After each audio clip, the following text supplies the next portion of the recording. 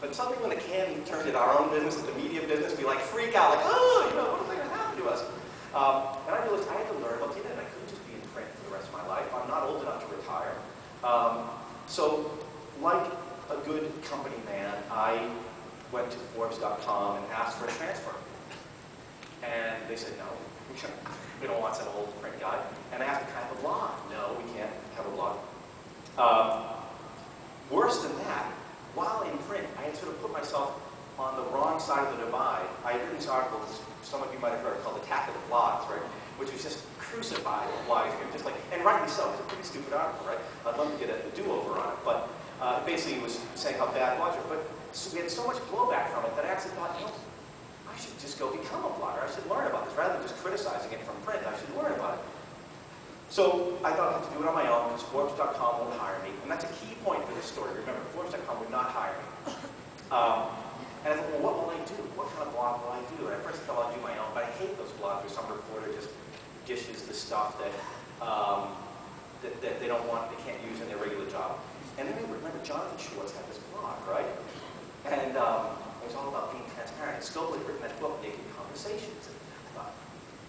And the whole premise was like, we're being so open and honest and transparent, but you know, come on, it's bullshit, right? It's all PR spin, right? It's all, you know, it's totally controlled. And I thought, like, what if the guy really did go nuts, right? What if some CEO really went nuts and just was a real vicious blogger? So that was the basic idea, and I tried different people, and none of them really worked out. And then, so this next question is why Steve Jobs? And it's kind of fairly obvious, right? If you know who Steve Jobs is, right? It's fairly obvious why.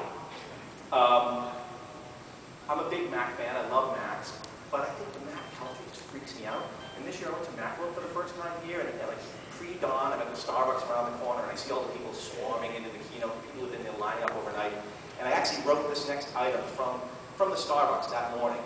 Schedule change, today's group suicide moved up to 3 p.m. It's a big Apple day.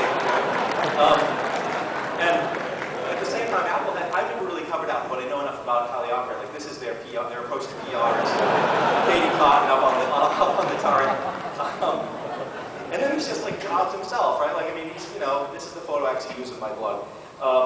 You know, he takes himself very seriously. He doesn't have a lot of sense of humor.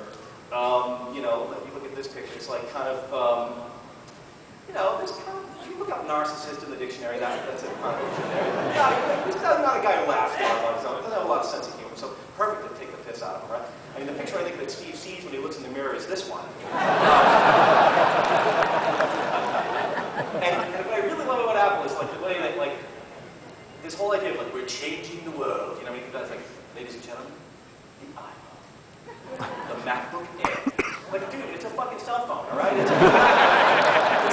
not the polio vaccine, you know? It's not Picasso, with this unveiling a statue, you know, it's gonna live 1,000 years. It's a fucking cell phone, right? All right, get a grip, you know? But now that's spread, everybody does it. Zuckerberg, you know, every 100 years, media changes. Oh, really? Does it? I didn't know that one. Really?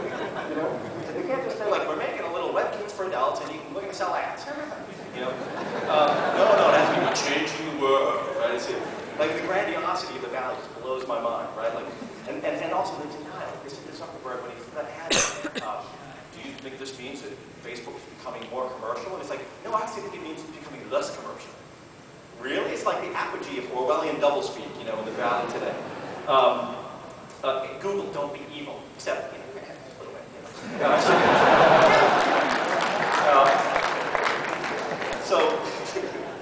So I started doing this thing. It was basically a comic strip, as I first envisioned it. And I had like a cast of characters, and in my mind, they were all